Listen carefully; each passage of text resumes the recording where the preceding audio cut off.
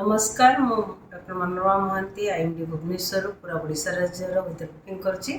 देखिए गत 24 घंटार दिन तापमात्रा रेकर्ड तेबे सर्वाधिक दिन तापमात्रा रेकर्ड करा जायछि झारसुगुड़ा ठारे 40.8 डिग्री सेल्सियस, जोटा कि पूरा राज्य रे हाईएस्ट टेम्परेचर रेकर्ड करा जायछि। ता सहित गोटे दुटा जगह फॉग मध्य रेकर्ड करा जायछि कुहुड़ी आउ मैक्सिमम टेम्परेचर किंबा दिन तापमात्रा मोस्टली आमर इंटीरियर नॉर्थ इंटीरियर ओडिशा रे 2 रु 5 डिग्री अधिकार रही किसी स्थान रे, अलग स्थान मानक मोस्टली आमर नॉर्मल स्वाभाविक तापमात्रा जिते सेतिकी रही। ता सहित आमर 4टी स्थान रे 39 डिग्री सेल्सियस किंबा ताठू अधिक तापमात्रा रेकर्ड करा जायछि। हीराकुद ठारे 39.2 डिग्री सेल्सियस रेकर्ड करा जायछि। सुंदरगढ़ संबलपुर ठारे 39 डिग्री सेल्सियस रेकर्ड करा जायछि। हमर भुवनेश्वर रे 38.6 डिग्री सेल्सियस, राउरकेला रे 38.4 डिग्री सेल्सियस रेकर्ड करा जायछि। जदि देखिबा हमर स्वाभाविक तापमात्रा ठारू हीराकुद ठारे 4.9 डिग्री सेल्सियस अधिक रहिछि। झारसुगुड़ा ठारे स्वाभाविक तापमात्रा ठारू 5.7 डिग्री सेल्सियस तापमात्रा रे अधिक रहिछि, किंतु भुवनेश्वर 2.8 डिग्री सेल्सियस अधिक रही। अलग जगह गुड़िक मोस्टली स्वाभाविक तापमात्रा रही। बर्तमान ओडिशा राज्य विशेष पाणीपागर स्थिति नहीं, किंतु से आगामी 24 घंटा मध्य 48 घंटा मध्य देखा वर्षा होबार विशेष संभावना नहीं। आगामी 24 घंटा मध्य पाग मुख्यतः सुखिला रहिबो पूरा राज्य रे। ता सहित झारसुगुड़ा और संबलपुर जिले में गोटे दुटा पकेट्स रे हीट वेव होबार संभावना रही। से लोक मानक बाहर को बहुत समय खरारे रहिबाटा एडवाइजेबल नुह। काली आमर 14 तारीख पाग सुखिला रहिबो।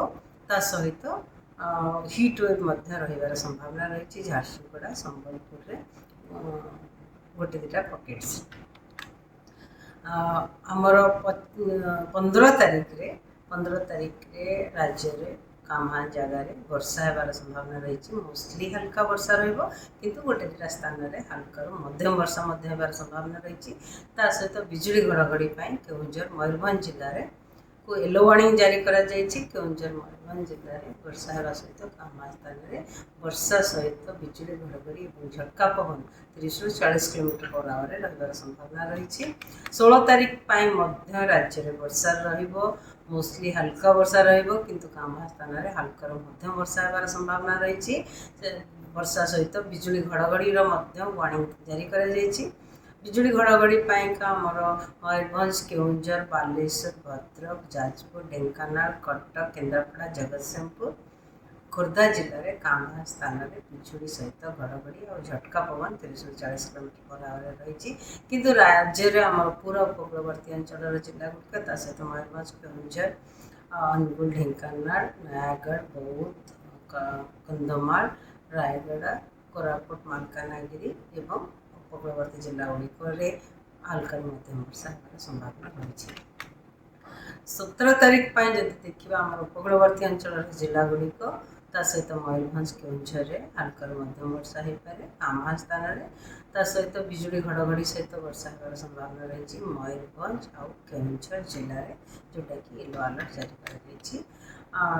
18 तारीख रे राज्य में पुणी भी वर्षा रहिबार संभावना रही। मोस्टली हल्का वर्षा रहिबार संभावना रही, जमी गंजाम, गजपति, रायगड़ा, कोरापुट, मालकानगिरी, नवरंगपुर जिले में।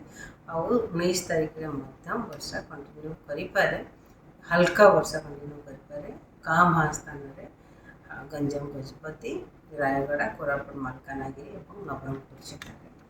जब दिन तापमात्रा पूर्वानुमान करवा तेज आमर सर्वाधिक मैक्सिमम टेम्परेचर फोरकास्ट देते। मैक्सिमम टेम्परेचर आमर आगामी 6-7 दिन पर्यंत दिन तापमात्रा विशेष परिवर्तन होबार संभावना नहीं, किंतु 1 or 2 डिग्री गोटे कि 2टा डिग्री कमिबार संभावना रही। धन्यवाद।